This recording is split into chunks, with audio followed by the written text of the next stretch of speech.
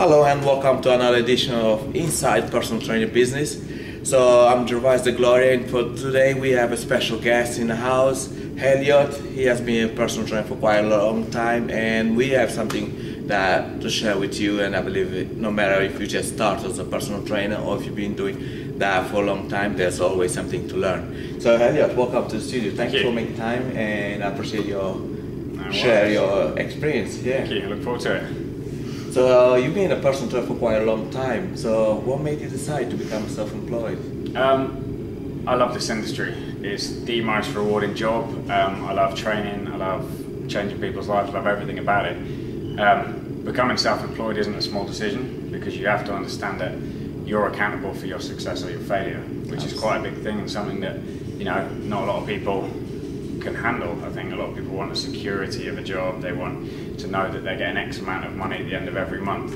When you're self-employed, you don't get that. You have to work for it, but the rewards are great when you do it. So I mean, becoming self-employed for me was the best thing I could have done. No, absolutely, I find the same. So at least I can manage my time, do whatever I want to do, and just everything's under my control rather than someone else's control. Yeah. So the other things I would like to share with you, or do like you to tell us, share with our audience, is that story or about that you tell us about your clients that didn't want to change, because I find a lot of personal trainers face that kind of difficulty, and when the clients don't want to change, they just don't bother. So yeah, I like that story. Probably someone else as us there is having the same problem, and that can be useful. I mean, in my opinion, your reputation is absolutely everything. This is a huge industry with a lot of hobby PTs, and there's also a lot of people that are in it because of a love of it, because they want to change people.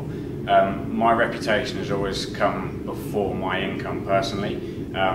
As it turns out, that was the correct decision for me to make, because my reputation is what now brings me in the money and is the reason for my success.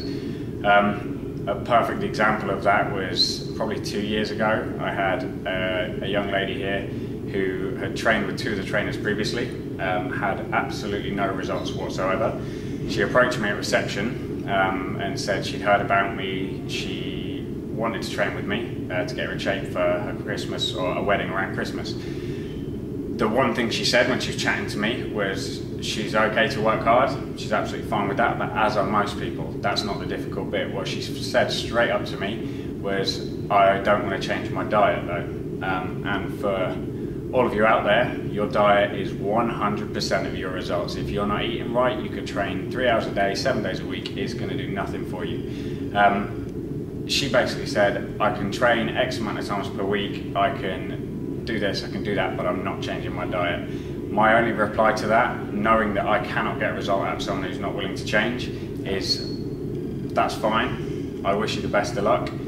I'm a results-based trainer. I will not take your money for the sake of taking your money. I don't need it. So I suggest you move on to another person who will. And that's how I've always operated, but it's why I have a very, very, very fit, very successful client base, and my business has pretty much run itself for 3-4 years now. So I stand by that decision. That if there's any one bit of advice I can give to you, is do not sell out for the sake of income. It's to stick to your morals. If you are a results-based trainer, a results-driven trainer, that's the way you operate. You don't deviate from that.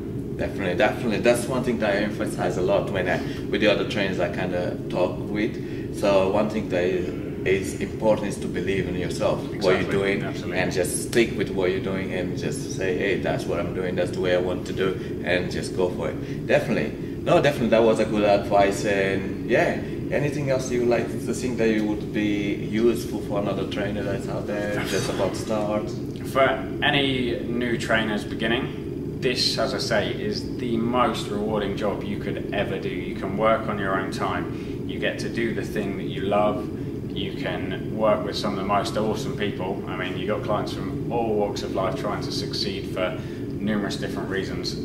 In that respect, it is the best job in the world. What I will say is be prepared to put the work in. It's not an easy job by any means. Don't take shortcuts, because you're dealing with people's health, you're dealing with their lives.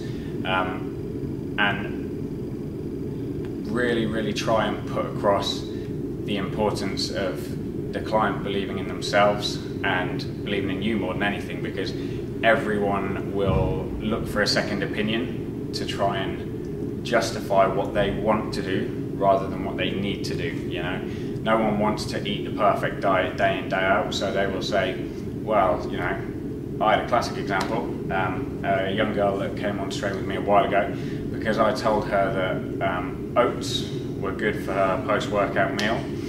She decided to take that upon herself, that because Jordan's tropical oat cereal, this high sugar, very, very, very bad cereal, because it said oats on the front, she started shoveling this stuff in like there was no tomorrow. Yeah.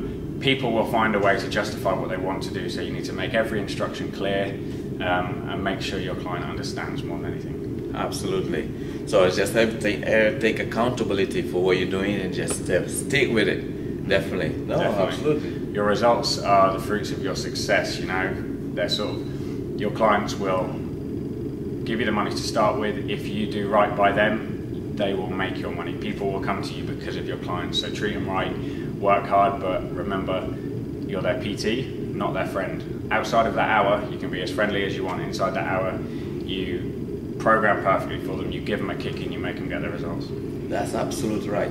Thank you very much, Elliott, for coming along. And that is the welcome to Inside Personal Training Business. Every week we're gonna have something new for you. Keep follow up this show, that there's always something new to learn. Thank you very much for joining us.